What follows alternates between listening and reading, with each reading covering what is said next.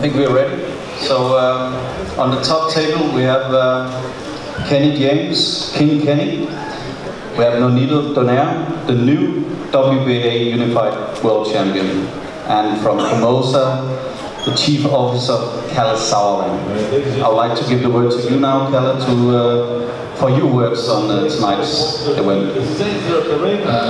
Yeah, I think we've had a great first night in Glasgow. Of course, you know, it was in this fight it was a very unfortunate ending. I think it was turning into a great contest. I think NONITO looked sensational. He was loading up on punches, but Ryan was also countering well. It was shaping up into a really great contest, and then you know, I think Ryan slipped up in a disc with his back injury. Credit to him, he stood up, he tried to continue for I think roughly 30 seconds of the round. NONITO did what he does, you know, he's a seriously experienced individual at the highest of levels, has accomplished everything, and you know, he really put it on in the corner, and when he got back to the corner there was simply no way back, and very sad for Ryan.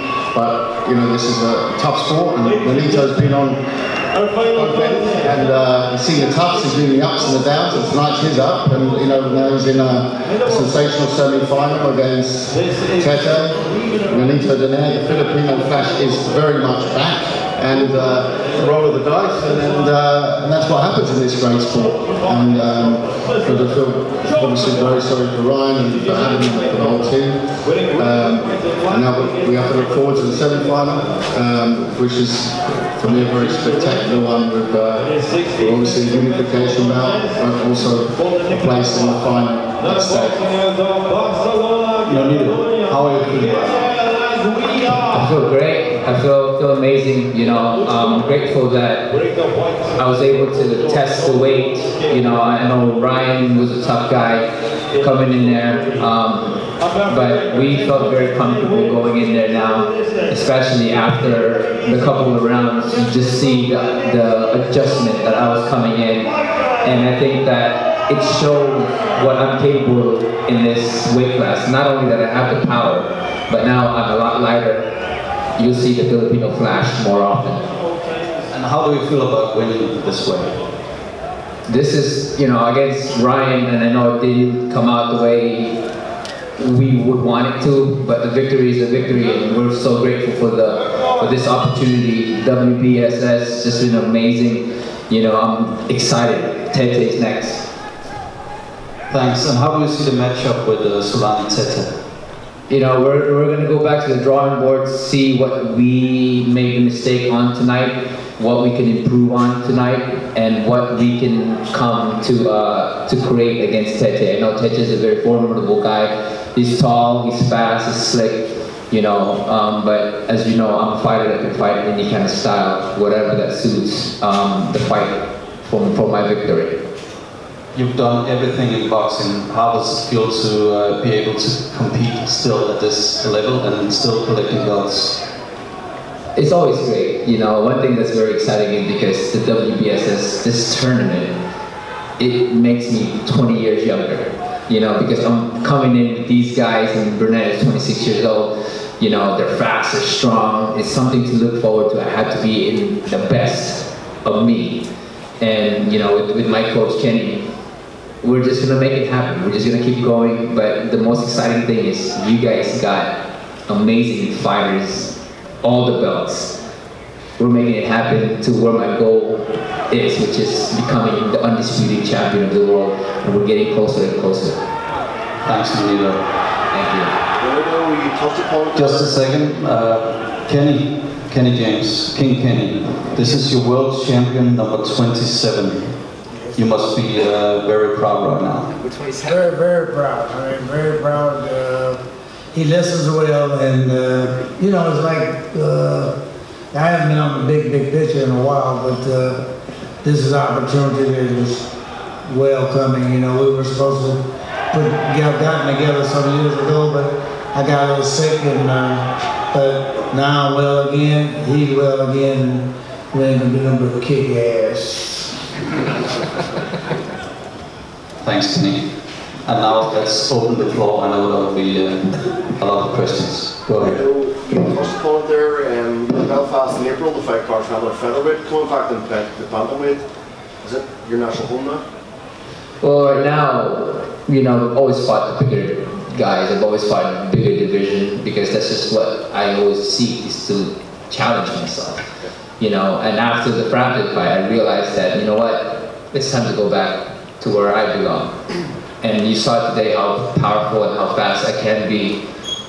There's going to be much more of that. This is just the tip of the iceberg of what I'm capable of in this division. Take away, it's maybe a bit of a weird ending, but you see the boxing there as well, and maybe the shot that maybe unraveled Donaire, Burnett, was actually a massive shot to the ribs in the second round. Well, there was a lot of body shots that we were working on, and I was throwing just everything that I got on it, and there could be a big effect on it. But there's also that when we started to box, we weren't quite in front of him. So when he hit, a lot of things could have gone. I mean, he could have, he was pulling back while he was punching, so his body wasn't coordinated properly. But as well, you know, the body shot that we were working on, I mean, a lot of it was part of the plan that we're trying to do. But again, I don't know exactly what happened, and I just wish him that he's healthy and he heals well. Did you sense any distress in him, Nonito, before he went to the canvas? No, you know, I mean, I was hitting him hard in the body. That was my goal, was to go in there and just tear him apart. But one thing is that I did notice when I made him miss that he was pulling too much, and he was putting too much of his velocity in while pulling himself back. And I think that had to deal. I mean, I'm no scientist when it comes down to it, but I think a lot of it affected from the body shot to making him miss, to moving around, and, you know, maybe cutting weight, whatever it is. You know, I really don't know what it is, but there was nothing that I saw that led to that, except for the body shots that I was throwing on that side. Can you tell us what you said to him when the fight was over and he went to his corner? I said, you know, you're a great fighter. You know, I didn't want to win in this type of thing. You're a great fighter. This was a good fight. You know, I wish you the best. That's pretty much what it is. That, you know, I didn't want to win this way, but you gave me a hell of a fight. You're a great fighter. Keep rising. You said that Filipino Flash would be reborn in this fight. Is that how it felt in those first few rounds? In the first few rounds, I was so sluggish. You saw that I was just relying too much more on the power. And then Kenny, you know, had me realize that, hey, we didn't train that way. And so I started to show what I was training, which is to box, be smart, be slick, feint, move around, you know. And that's why Kenny said, you know, I'm a good listener, because that's when I started to listen. And you saw the big difference in the way the fight came into. I mean, he wasn't touching me anymore. I was touching him, and I was setting him up and stuff like that. So, you know, again, the whole thing was unfortunate in his case, but, you know, we had a good run in terms of how we can improve the next time. Did you sense that you were hurting him whenever because you got him on the corner quite a few times? Did you sense that you were hurting him when you were connecting? He's a slick guy, you know, he's a very slick guy. But I know that with my power, I can hurt these guys. You know, it was just a matter of watching and seeing and just being patient with it. But I know that I can hurt him if I land something. You're noticed for your left hand, but it was actually the right over the top of his guard. Actually, you seem to find a home for every time. Like.